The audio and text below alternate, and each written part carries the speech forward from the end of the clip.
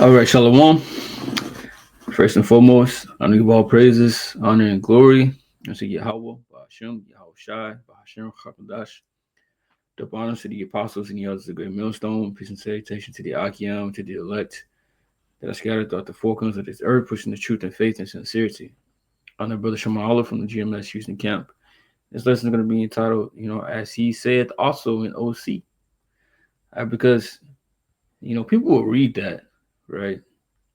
And not even acknowledge, all right, what Paul was saying here and where he was getting that from. All right. Because you gotta ask yourself, well, who is OC? What is that talking about? What is that going into? You can't just read that, right? And then just go over it, right? Skip over it and like nothing happened. No, that's the thing, bro. Like that's why people do not understand these scriptures because they don't like to go into history. Or they don't like to go to the Old Testament because the Old Testament is done away with, right? That's the old way and all. Not even understanding what they saying because a lot of prophets, right? Even Yahweh Shah himself quoted from the Old Testament because that's what they had.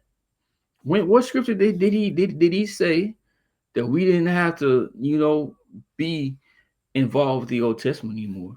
All right, what did he say that at? All right, because the laws are not done away with. The laws are in the Old Testament. The whole holy days. You still got prophecies all throughout, the Old Testament. Ezekiel 37 about us, rising up. All right. Coming back to our nationality. The return of the Lord, Isaiah 63. Right? Like, come on, bro. The destruction of Babylon, Jeremiah 49, 50, 51, Isaiah 13. Bro, like you just gotta really understand what the hell you saying when you say that. Like, they don't. And then when you touch on this Gentile topic, right, they don't be having a history. They don't be understanding nothing that's going on. Right? They come in here and they see the word Gentile, right, and go crazy. All right? No, like y'all are insane. Okay? The scriptures, you know, says otherwise to what you people claim, right? And you people, by you people, I mean Christians or whatever religion that believes, right, that or whatever denomination, I mean, believes that that these Gentiles are actually talking about you know non-Jew, non-Israelites, okay, non-Israelites. All right, so I start here Romans 9:24, right? It says, even us whom he had called, not the Jews only, but also of the Gentiles. Okay, so people say, oh, he didn't just call the Jews, he called the Gentiles as well. Bro, all right, first, before we get into that, right? Let's take a little walk up here. All right. Romans 9:3. For I could wish that myself were accursed from Yahweh Shah for my brethren, my kinsmen, according to the flesh. Right? So Paul is showing great concern and sorrow for his own people that he wished that he could have, did that and went through that. Right? He wished that he could have been cut off and suffered, right, for his people. This is the love that he was showing. Okay. But he says, my brethren, my kinsmen, according to the flesh. Who is his kinsman? All right, what does that mean? What is that talking about? All right. Romans 11:1. I say then that the Most High cast away his people, the Most High forbid. For I also am an Israelite of the seed of Abraham of the tribe of Benjamin. So he traced his line all the way back to Jacob, right? To one of the sons of Jacob, right? He says, my kinsmen, that's what we're talking about, the Israelites, his people, according to the flesh, all right, who are Israelites to pertain to the adoption, right? Because in the scriptures speak about being adopted back unto the Heavenly Father, right? Through the blood of Yahweh. Now, what's that adoption going into? That's going into his people being adopted. That's what's going to make, what it says, as it said also in Osee, reading that, right? It's gonna make more sense after understanding this, right? because the Most High cast off his people for a particular time for idol worship and for walking after the ways of the nations and just simply being flat out disobedient. Okay, so we weren't the sons of God anymore. We wasn't his children because we wasn't walking like it. So we was cast off and became a no people. So then with the death of Yahweh made it possible for us to come back under, the Most High, come back under that name, come back under the name of being Israelites and being his people because of Yahweh shed his blood. So now the Lord is adopting us back. That's what that's talking about. It says, and the glory, right? And what's the ultimate glory? The glory is the kingdom of heaven. When you read in the book of Daniel, the second chapter, Daniel, the seventh chapter, how the kingdom gonna be taken, and it's gonna be the Israelites, and no other nation is gonna rule. Okay, the kingdom is for us, all right, and the covenants, the old and the new, right? Because the old covenant was just given only to the Israelites, right? Blood Israelites, and the covenant was made by blood. And the new covenant, right, is nothing but the old covenant, but upgraded to be put inside of you, to be programmed to be righteous. And it only mentions the Israelites. All right. You can read that in the book of Hebrews 8 and 8. It says, in the giving of the law, all right, which you just touched on that, how the law was given to the Israelites. All right. And the servants of the Most High, right, that priesthood, okay, and the promises that was made unto Abraham, was made unto Isaac, was made unto Jacob, and it rests upon us. Nobody else. Okay, whose are the fathers and and of whom as concerning the flesh, Yahweh came. So that's who the ones who he came for, who is overall the Most High, blessed forever. All right. So now let's go back down here. Okay, as it says in Osee, right? But back in 9:24, even us whom he had called, not of the Jews only, but also of the Gentiles, right? So it's okay, yeah, he called the Gentiles, right? As he also said in Osee, I will call them my people, which were not my people, and her beloved, which was not beloved. Okay, so they say, well, they were not his people, so now he's calling them his people. And they twist this up for this is just all the nations, right? But man, you got to go back to Osee, right? What is Osee? It's talking about Hosea.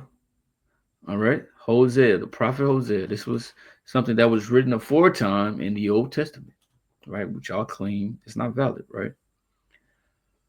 It says Hosea 1 and 9. It says, then said, well, Hosea 1 and 6, she conceived and bare again and bare a daughter. Yet the Most High said unto him, call her name Leruamah, for I will no more have mercy upon the house of Israel, but I will utterly take them away.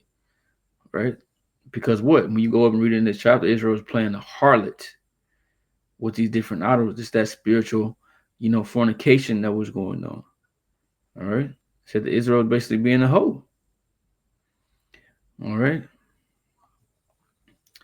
La'ah Rachmah. All right. La'ah Rachmah or Rachmah. Okay. So no mercy. And this was the mindset of the Lord during this time. All right. Because of the acts of the children of Israel. It says, but I'll have mercy upon. He said, for I will no more have mercy upon the house of Israel, but I will utterly take them away. But I will have mercy upon the house of Judah and will save them by Yahweh their power, and will not save them by bow, nor by sword, nor by battle, right? By horses, nor by horsemen, right? And when you go into it, Israel, right? You got Israel and Judah, right? Which was two kingdoms that was split during the time after King Solomon, when his son Rehoboam started to reign, all right, and he caused the division, right, between the tribes, and it's been split ever since. All right, and they went into captivity first, right, under the Assyrians, right, and for a while, right, you had the Southern Kingdom that basically was kind of like boasting and proud of themselves, because they thought it was only them. Okay, for a while, but then what happened? Eventually, they went into captivity too under the Babylonians. Okay. But it says, now when she had reigned Laruama, she conceived and bare a son. Then said the Most High, call his name Lo Ami, for ye are not my people, and I will not be your God. Right? Lo Ami, right? I'm ya. Right? Which means not my people. So I'm ya. Right? So when you go into Romans the ninth chapter, when it says that they were not called my people, let's read it again. Let's just get exactly how it was said. I will call them my people, which were not my people, and her beloved, which was not beloved. So who was that talking about? Right? He was talking about his people. He said, for ye are not my people, and I will not be your God. Who was he talking about here? Who's the context? It was Israel. All right. And then when you go here to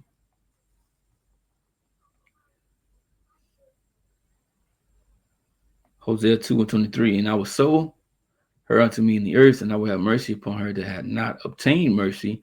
And I will say to them which were not my people, thou art my people.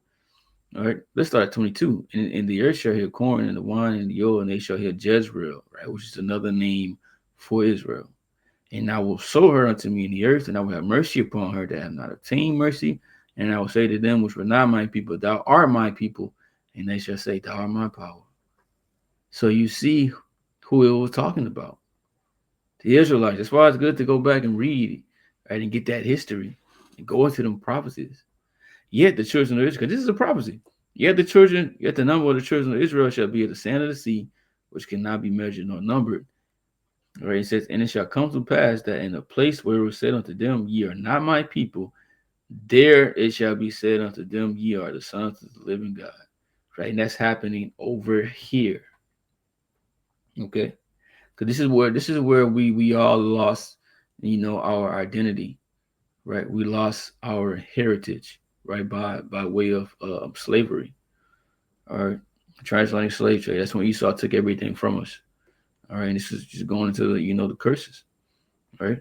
When you go to Jeremiah 17:4, it says, "And thou even thyself shall discontinue from thine heritage that I gave thee." And what is the heritage? The land. And after losing the land, we lost everything else after that as well. All right. And I will cause thee to serve thine enemies in the land which thou knowest not. For ye have kindled a fire in mine anger, which shall burn forever. Okay. So we are serving our enemies in the land. Okay. Because we have never been over here, like as a whole, as a people, the bulk of no. You had, the northern kingdom that came over here, right? But you also had, Solomon sending his navy over here, to get certain precious items. But as far as like dwelling over here, we wouldn't. No, we didn't do that. Okay.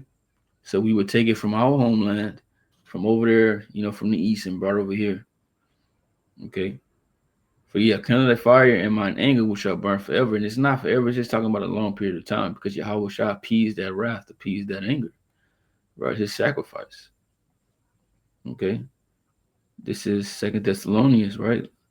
2 and 3. Let no man deceive you by any means, for that day shall not come, except there come a falling away first, and the man of sin be revealed, the son of perdition. So that falling away you had to come, and that falling away was speaking about us losing this. Okay, this is what Paul knew that this had to happen right before the coming of Yahweh, before the coming of the Lord. Right, that man of sin had to be revealed, which is Esau, Edom. All right, the Edomites, son of perdition. All right, son of destruction. He will be destroyed. All right. And this nigga's all about destruction. Okay. But he's going to be destroyed. Okay. And it says, let me see. Oh, let me get this. Tobit 13:3. Confess him before the Gentiles, ye children of Israel, for he has scattered us among them.